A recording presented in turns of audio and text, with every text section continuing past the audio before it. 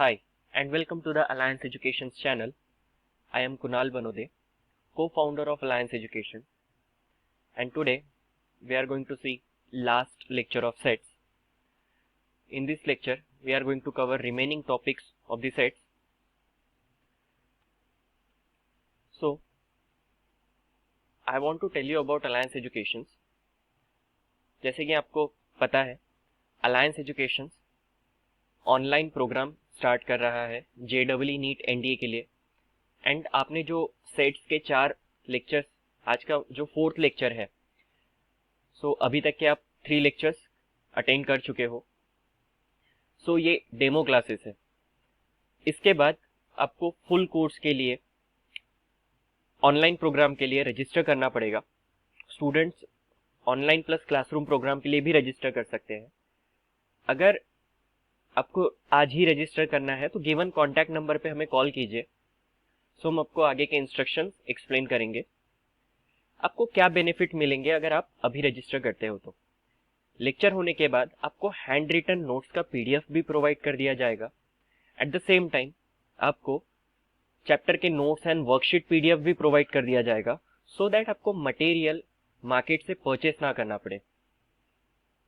And हम weekly online test लेते हैं, क्विज लेते हैं, जिससे आपका प्रिपरेशन और बेटर होता जाएगा। आपको इंस्टेंट रिजल्ट्स वही दिख जाते हैं। देन आपको अगर कोई भी डाउट हो या आपको कोई भी गाइडेंस चाहिए तो उसके लिए हम वीडियो कॉल पे अवेलेबल होते हैं आपके लिए। एंड हम जो वीडियो बना रहे हैं ये टू द पॉइंट एक्सप्लेनेशन के साथ है, उसको प्रिसाइज रखते हुए बना रहे हैं, सो दैट आपको समझने में प्रॉब्लम ना हो। एंड हम कॉन्सेप्ट क्लियरिंग पे बहुत ज़्यादा फोकस करते हैं, सो दैट आपको एग्जाम में कोई भी क्वेश्चन आए आप उसे टैकल कर सको। सो स्टार्ट करते हैं हम आज का लेक्चर।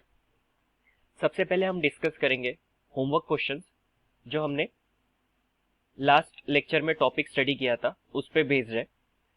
जैसे कि आपको यहाँ पे क्वेश्चन दिख रहा है, इस क्वेश्चन में क्या दिया हुआ है, suppose A1, A2, A3 up to A30 are 30 sets.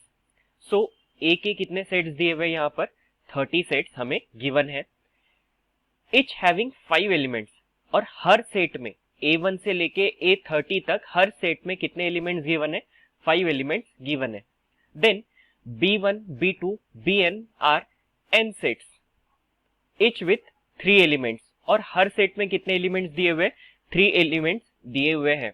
Then union of AI where I is starting from 1 to 30। मतलब इस सिंबल का मीनिंग क्या हो रहा है, यहाँ पे कहा गया union of AI and I is starting from 1 and up to 30। It means it is A1 union A2 union A3 and so on up to A30। ये यूनियन कहां तक के दिया हुआ है, A30 तक। इट इज इक्वल टू, ये किसके बराबर दिया हुआ है, union of BJ where J is starting from 1 and up to N। It means it is union of B1, B2, B3 up to Bn। So Bn तक के elements का ये यूनियन है। एंड कहा गया है कि इन दोनों की वैल्यूज इक्वल है। यहाँ पे हमें गिवन है कि AI, I is starting from 1 to 30 is equal to union of BJ where J is starting from 1 to N। ये हमें इक्वल दिया हुआ है क्वेश्चन में। अब क्या कहा गया है, each element of S belongs to exactly 10 of AI। यहाँ पे सैंपल स्पेस का जो हर एक एलिमेंट है, क्या कहा गया है, each element of S, sample space का हर एक एलिमेंट AI में एग्जैक्टली 10 टाइम्स रिपीट हो रहा है। हर एक एलिमेंट कितने टाइम्स रिपीट हो रहा है, 10 टाइम्स रिपीट हो रहा है। तो सबसे पहले हम देखते हैं कि यूनियन में कितने एलिमेंट्स आने चाहिए। So union of AI where I is starting from 1 up to 30। अब क्या कहा गया है, एक सेट में, A के एक सेट में कितने एलिमेंट्स है, देयर आर 5 एलिमेंट्स। एंड कितने सेट्स है, 30 सेट्स। तो टोटल एलिमेंट कितने हो जाएंगे, 30 into 5। एक सेट में 5 एलिमेंट है and there are 30 sets, so total element कितने हो जाएंगे, 30 into 5। बट क्या कहा गया है कि सैंपल स्पेस का जो हर एक एलिमेंट है वो ए में कितने बार रिपीट हो रहा है, 10 टाइम्स रिपीट हो रहा है। एंड यूनियन के केस में हम रिपीटेड एलिमेंट एक ही बार लिखते हैं, सो इसीलिए यहाँ पे 10 से डिवाइड होगा, क्योंकि हर एलिमेंट 10 टाइम्स रिपीट हो रहा है। सो इसे सॉल्व करने पे आंसर इसका आ जाता है 15। अब at the same time union of B j हम देखते हैं, where j is starting from 1 and it is up to n। अब क्या कहा गया है यहाँ पे, बी के केस में कितने सेट्स है, there are n sets and each set there are 3 elements in each set. So एक सेट में 3 एलिमेंट है और n सेट है, सो इसीलिए टोटल एलिमेंट क्या हो जाएगा, n इंटू 3। एक सेट में 3 एलिमेंट और n सेट है, इसलिए n इंटू 3। एंड क्या कहा गया है कि सैंपल स्पेस का जो एलिमेंट है, हर एलिमेंट एग्जैक्टली 9 टाइम्स रिपीट हो रहा है। ठीक है, हर एलिमेंट क्या हो रहा है, एग्जैक्टली 9 टाइम्स रिपीट हो रहा है। सो ये डिवाइड बाय 9 हो जाएगा, सो ये कैंसल हो गया 3, सो हमें मिलेगा n/3। बट ऑलरेडी हमें गिवन है ये इक्वेशन कि ये दोनों इक्वल है and it is equal to sample space. So यहां पर 15 इज इक्वल्स टू n/3 हो जाएगा। इसकी वैल्यू हम सब्सटीट्यूट करेंगे, इट इज 15 और इसकी वैल्यू कितनी है, n/3। तो इससे n कितना मिलेगा, n is equals to 15 into 3 which is equal to 45। And question में हमें यही पूछा गया था, value of n। So answer is C. So जैसे कि यहाँ पे आप क्वेश्चन देख रहे हैं, क्वेश्चन सिंपल था, जस्ट यहाँ पे ये सिंबल देखकर थोड़ा सा डरावना लगता है, तो घबराने की जरूरत नहीं है। इजी क्वेश्चन है, आपको सिंबल का मीनिंग पता होना चाहिए। सो आप जितने ज्यादा क्वेश्चन सॉल्व करोगे उतने ज्यादा आपको समझ में आएगा कि क्वेश्चन किस किस तरीके से पूछा जा सकता है, सो दैट आपकी प्रैक्टिस प्रॉपर वे में हो। देन नेक्स्ट क्वेश्चन हमें दिया हुआ है, in a class of 55 student, मतलब एक क्लास में 55 स्टूडेंट है, so number of sample space कितना हो जाएगा, 55। The number of student studying different subjects are 23 in mathematics. Mathematics कितने स्टूडेंट स्टडी कर रहे हैं, 23। Number of student studying physics 24 है and number of student studying chemistry 19 है। 12 in mathematics and physics, so number of student studying mathematics and physics, and means intersection कितना दिया हुआ है, 12। Number of student studying mathematics and chemistry, mathematics and chemistry 9 दिया हुआ है and number of student studying physics and chemistry हमें given है 7। And 4 in all 3 subject, number of student studying mathematics and physics and chemistry is 4। So हमें बताना है number of students who have taken exactly one subject। exactly one subject means number of student taken maths only, ये बताना है। number of student taken physics only, ये बताना है। and number of student taken chemistry only, ये हमें बताना है। सो डायग्राम के थ्रू हम समझते हैं, जैसे कि हमें दिया हुआ है physics, chemistry and mathematics. So mathematics में टोटल कितने स्टूडेंट है, 23 है। एंड यहां पर मैथमेटिक्स इंटरसेक्शन फिजिक्स, सो मैथमेटिक्स इंटरसेक्शन फिजिक्स, इसमें कितना नंबर दिया हुआ है, this is mathematics intersection physics and this is mathematics intersection chemistry। so हमें यहाँ पे required क्या है, only maths। only maths means बस ये वाला पोर्शन आ जाएगा, बस इतना ही पोर्शन हमें only maths चाहिए। एंड जो तीनों स्टडी कर रहे हैं उसके लिए ये दिया हुआ है, ये क्या रहेगा, it is number of student studying mathematics and physics and chemistry. So इसके लिए हम क्या करेंगे, फॉर्मूला हमें डेवलप करना पड़ेगा। सो फॉर्मूला हम डायग्राम देख के डेवलप कर सकते हैं, तो अच्छे से देखिए। सबसे पहले हम क्या करेंगे, इसमें number of student studying mathematics हमने ले लिया तो पूरा सर्कल मिल गया। अब उसमें से ये इंटरसेक्शन सब्सट्रैक्ट करना पड़ेगा, सो ये इंटरसेक्शन सब्सट्रैक्ट कर देंगे, minus number of student studying mathematics and physics. Then उसके बाद ये इंटरसेक्शन भी सब्सट्रैक्ट कर देंगे, so minus number of student studying mathematics and chemistry. But उससे क्या हुआ, ये वाला सेगमेंट 2 बार कैंसिल हो गया इंटरसेक्शन, तो इसके लिए ऐड कर देंगे, plus number of student studying mathematics and physics and chemistry. So values substitute करते हैं, maths 23 minus maths and physics 12 minus maths and chemistry 9 plus intersection में कितना है 4।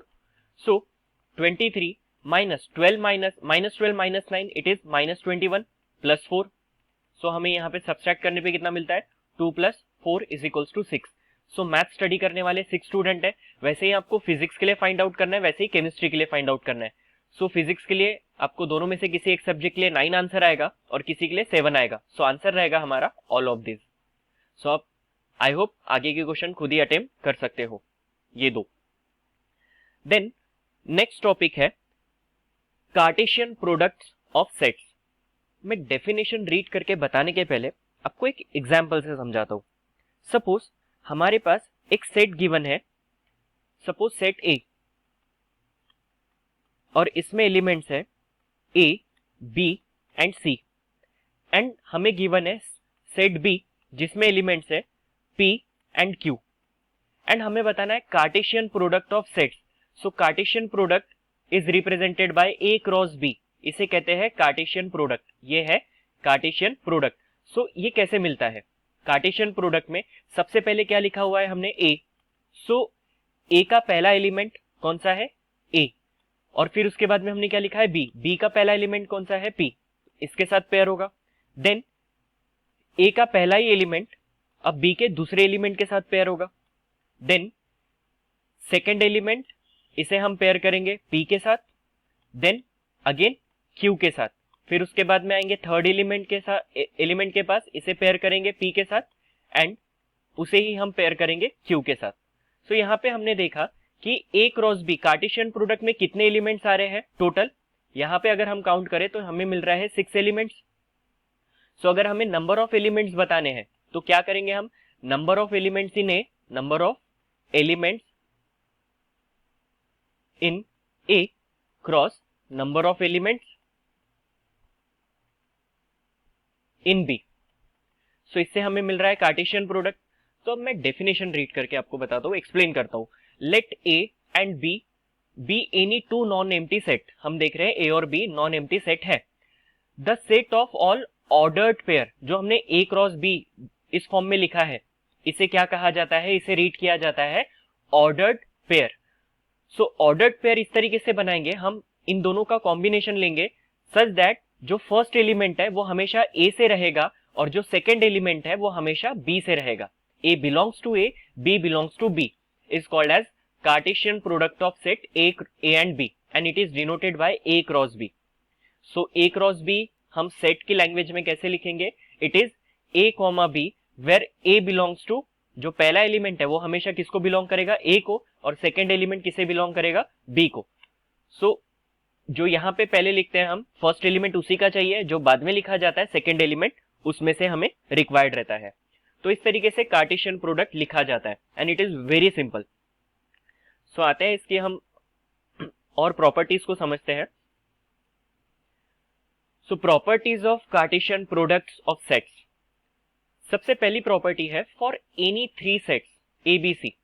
अगर हमें दिया हुआ है कार्टेशियन प्रोडक्ट लेना है किसका, ए के साथ, ए का कार्टेशियन प्रोडक्ट किसके साथ, बी यूनियन सी के साथ। सो हम ए का Cartesian product B union C के साथ अगर ले, ये A cross B union B cross C के बराबर होता है। मैं यहाँ पे आपको लिख के एक्सप्लेन करता हूं, A cross B union C it is always equal to A cross B union A cross C.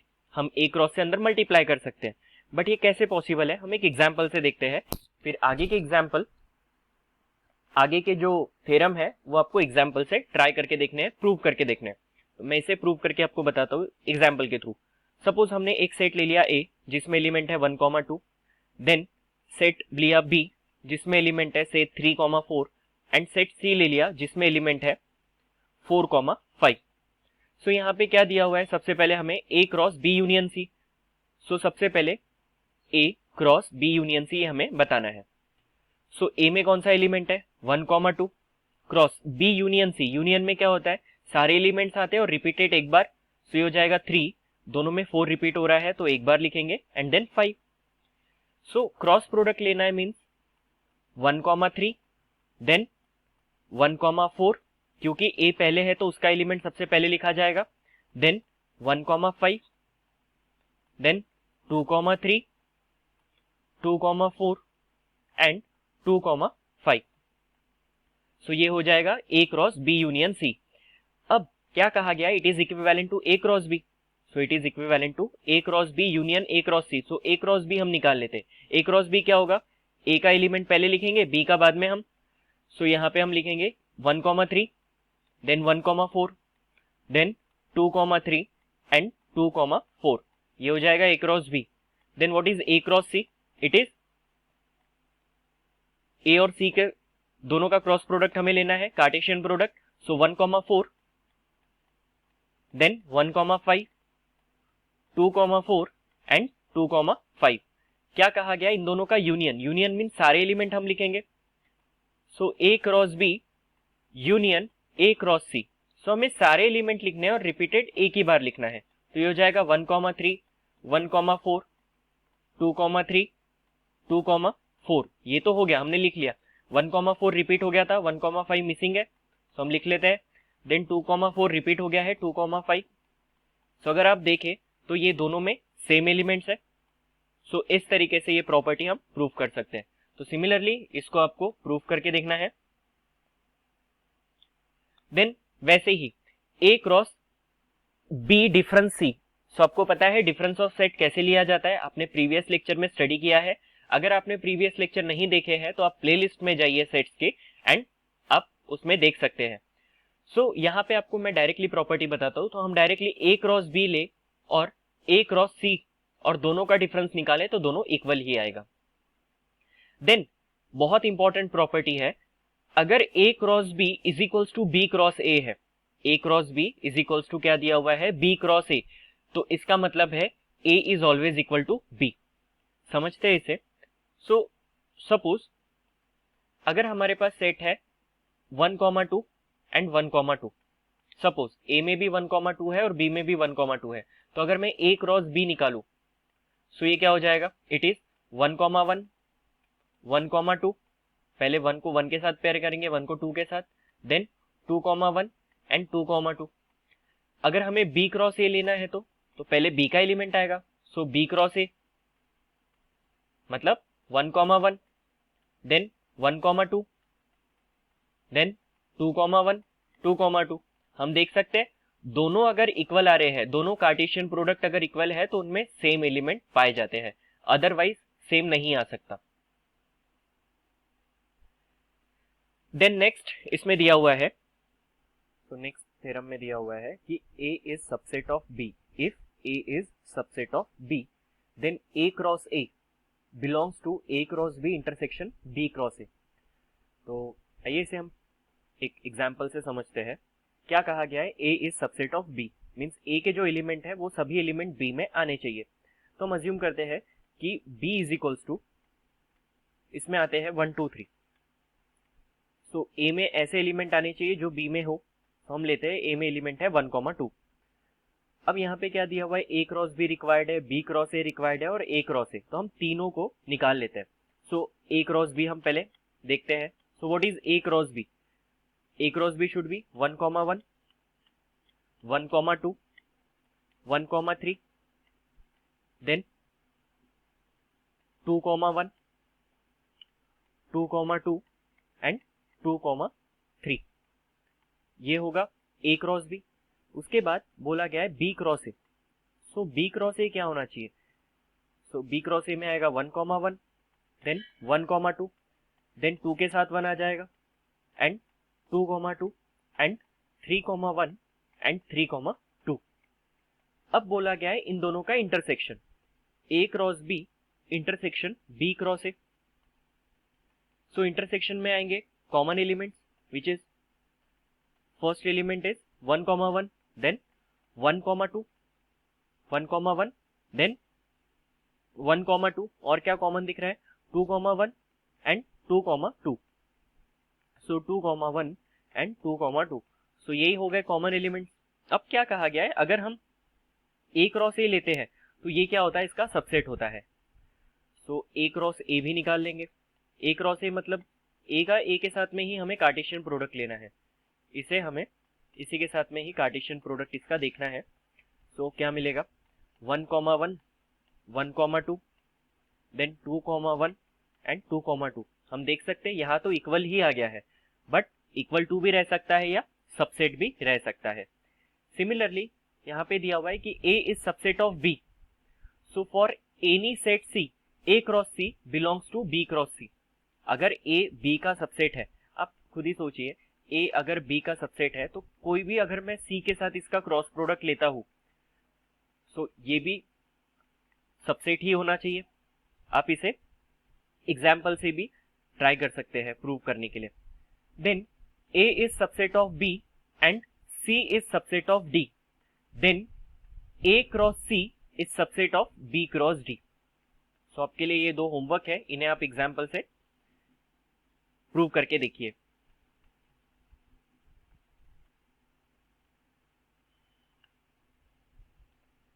Then next, for any sets A B C D, कोई भी सेट के लिए A B C D, A cross B intersection C cross D is always equal to A intersection C cross B intersection D। Again confusing दिख रहा है, अगर आपको ये नहीं भी याद रहता है तो भी चलेगा, प्रैक्टिस से हो जाएगा। अब जस्ट देखिए इसे, A intersection C and B intersection D, इन दोनों का क्रॉस प्रोडक्ट कैसा रहेगा, इक्वल ही रहेगा। एग्जाम्पल से इसे समझते हैं। सपोज A में एलिमेंट दिया हुआ है 1,2 एंड B में हम कंसीडर करते हैं 3,4, C में हम ले लेंगे 2,3। मैं ऐसे एलिमेंट इसलिए सिलेक्ट कर रहा हूं क्योंकि ऐसे होने चाहिए इसमें कॉमन, सो दैट इंटरसेक्शन कुछ आ सके। अगर हम चारों में डिफरेंट एलिमेंट ले लेंगे तो इंटरसेक्शन 5 हो जाएगा। सो D में हम ले रहे हैं 3,5। तो सबसे पहले हम देखते हैं A cross B। So A cross B क्या होगा, it should be 1,3, 1,4, 2,3, 2,4। Then C cross D, C cross D में क्या होगा, यहां पर 2,3, 2,5, 3,3 एंड 3,5। अब इन दोनों का हम इंटरसेक्शन देते हैं, A cross B intersection C cross D। So intersection में क्या आ रहा है, यहाँ पे हमें कॉमन में एक ही एलिमेंट दिख रहा है 2,3, सो इंटरसेक्शन में आया है 2,3। अब हम राइट हैंड साइड को सॉल्व करने की कोशिश करते हैं। सो राइट हैंड साइड में क्या दिख रहा है, यहाँ पर A intersection C, A intersection C। A intersection C में दोनों में कौन सा कॉमन एलिमेंट है, A और C में 2, and then B intersection D, B intersection D में कॉमन एलिमेंट कौन सा है, इट इज 3। और इन दोनों का अगर हमें क्रॉस प्रोडक्ट लेना है तो A इंटरसेक्शन C पहले लिखा हुआ है क्रॉस B इंटरसेक्शन D, सो इसका कार्टेशियन प्रोडक्ट हो जाएगा 2,3।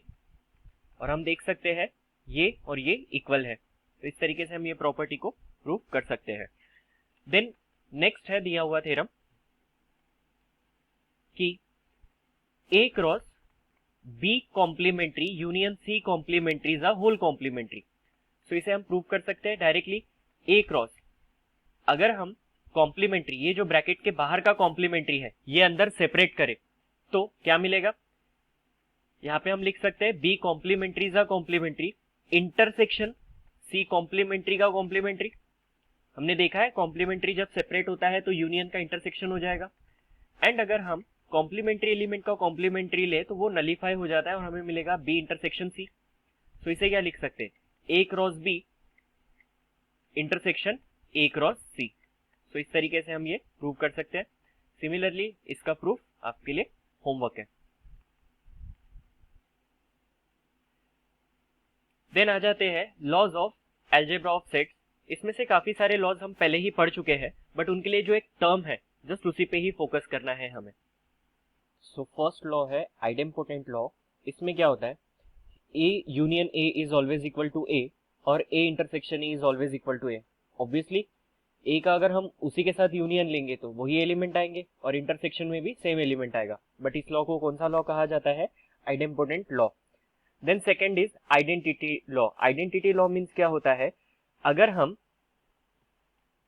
ए का फाई के साथ में, फाई मीन्स नल सेट के साथ यूनियन लेते हैं तो ए ही हमें मिलता है, और ए का इंटरसेक्शन ले रहे हैं हम यूनिवर्सल सेट के साथ तो हमें ए ही मिलेगा।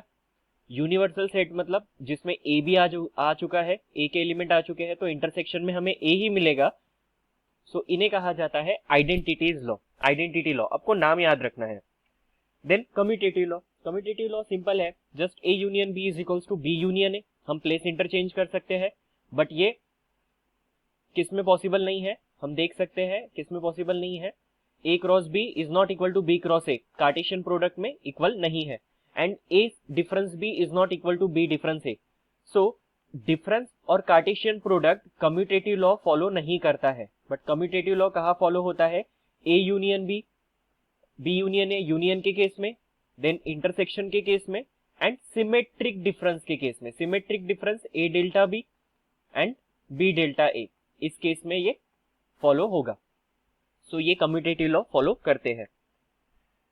उसके बाद हम देखते हैं एसोसिएटिव लॉ। एसोसिएटिव लॉ क्या होता है कि अगर हम ए यूनियन बी पहले लिख रहे हैं, सबसे पहले हम क्या कर रहे हैं, ए यूनियन बी ले रहे हैं एंड देन उसके साथ सी का यूनियन कर रहे हैं, so it should be equal to, अगर हम पहले बी का सी के साथ यूनियन ले ले और बाद में उसको ए के साथ यूनियन ले तो वैल्यू इक्वल ही आने वाली है।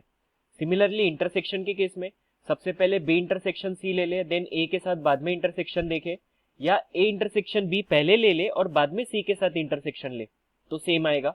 एंड डिफरेंस, सिमेट्रिक डिफरेंस, कौन सा, symmetric difference. What is A symmetric difference B, इसका मतलब क्या होता है, it is A difference B union B difference A, इसे कहा जाता है सिमेट्रिक डिफरेंस। तो सिमेट्रिक डिफरेंस भी एसोसिएटिव लॉ फॉलो करता है, बट एसोसिएटिव लॉ फॉलो कहाँ नहीं होता है, डिफरेंसेस के केस में एंड कार्टेशियन प्रोडक्ट के केस में ये लॉ फॉलो नहीं होता है। Then distributive law, it is simple, A union B intersection C, अगर हमें दिया हुआ है यहां पर कि A union B intersection C, तो हम यहां पे डिस्ट्रीब्यूट कर सकते हैं A union B, A union B, then A union C, intersection A union C, यहां पे हम डिस्ट्रीब्यूट कर सकते हैं। सिमिलरली यहां पे भी A intersection with B and A intersection with C, and दोनों के बीच में कौन सा साइन है, यूनियन। सो यूनियन और इंटरसेक्शन में डिस्ट्रीब्यूटिव लॉ फॉलो हो रहा है। एंड सिमिलरली हम कहा देख सकते हैं distributive law, A cross B and A cross C, यहाँ पे हमने कार्टेशियन प्रोडक्ट के केस में भी डिस्ट्रीब्यूटिव लॉ फॉलो हो रहा है एंड डिफरेंस के केस में भी।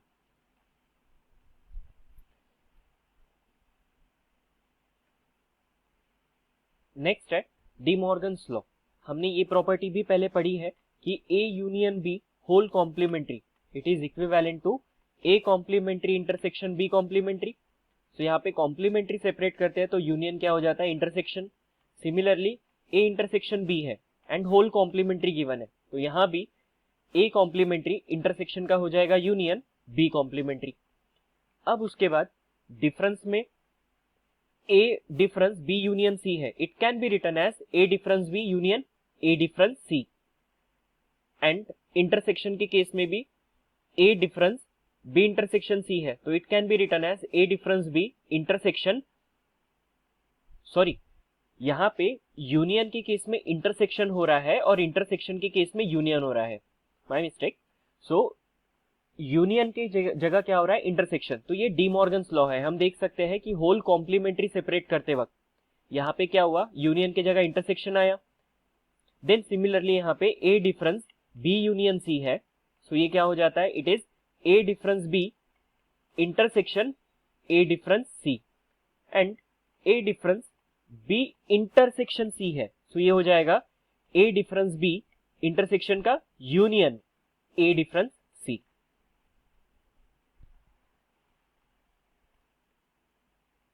सो ये प्रॉपर्टीज हम पहले सभी देख चुके हैं, जस्ट यहाँ पे आपको एक जगह पे सब समराइज करके दिया जा रहा है। सो आप टेंशन मत लीजिए कि इतनी सारी प्रॉपर्टीज हम कैसे याद रखेंगे, प्रॉब्लम सॉल्व करते हुए ये सब अपने आप याद हो जाता है, ठीक है। तो आपको ज्यादा लोड लेने की जरूरत नहीं है। सो ये हम पहले देख चुके हैं, A difference B is what, A intersection B complementary. So what is B difference है it is B intersection A complementary. अगर आपने इसके पहले के 3 लेक्चर अच्छे से देखे हुए हैं तो आपको ये देखते से ही समझ में आ चुका होगा। एंड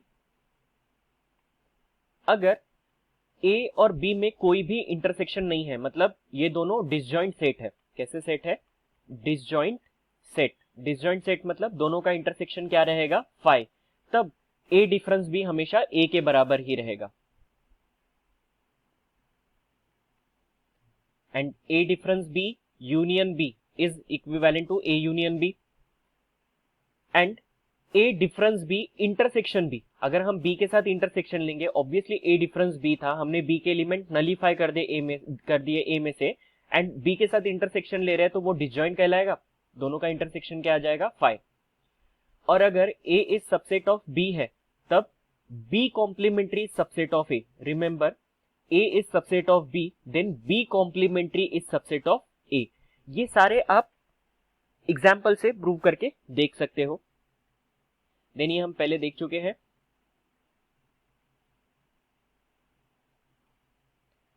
नहीं, यहां पे हम देखते हैं अभी कि क्या दिया हुआ है। A difference B union B difference A है।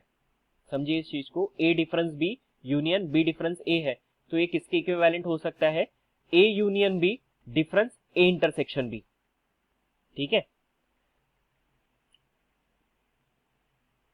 देन यहाँ पे और कुछ डिफरेंस की प्रॉपर्टी दी हुई है। हमने देखा डिफरेंस सेपरेट होता है तो इंटरसेक्शन का यूनियन हो जाएगा, यूनियन इंटरसेक्शन में कन्वर्ट हो जाएगा। देन ए इंटरसेक्शन बाहर इंटरसेक्शन है और यहाँ पे डिफरेंस में सेपरेट हो रहा है तो इंटरसेक्शन इंटरसेक्शन ही रहेगा। एंड यहाँ पे इंटरसेक्शन है एंड यहाँ पे हमें सिमेट्रिक डिफरेंस दिया हुआ है, so A intersection B symmetric difference of A intersection C, तो ये इक्वल होते हैं। सो यहाँ पे ये चैप्टर के पूरी प्रॉपर्टीज, थ्योरम, सभी चीज खत्म होता है। अब आपके लिए आते हैं क्वेश्चंस। सो मैं चाहता हूँ आप ये क्वेश्चन ट्राई कीजिए एंड अगर आपको इनके सोल्यूशन चाहिए तो हम इनके सॉल्यूशन डिस्कस करेंगे। आप हमें कमेंट सेक्शन में बताइए या गिवन कॉन्टैक्ट नंबर पे हमें कॉल करके भी बता सकते हैं। तो आपको इन क्वेश्चन के सॉल्यूशन मिल जाएंगे।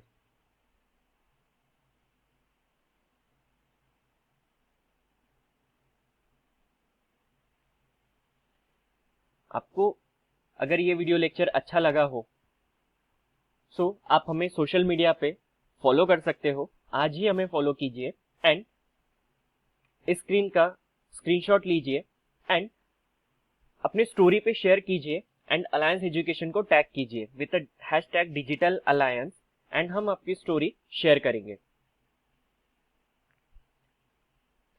एंड अगर आपको ये लेक्चर अच्छा लगा हो तो please hit the like button and हमें कमेंट सेक्शन में बताइए आपकी जो भी रिक्वायरमेंट है, हम उस टॉपिक के ऊपर वीडियो बना के अपलोड करेंगे। And please subscribe the channel for the regular updates. Thank you so much.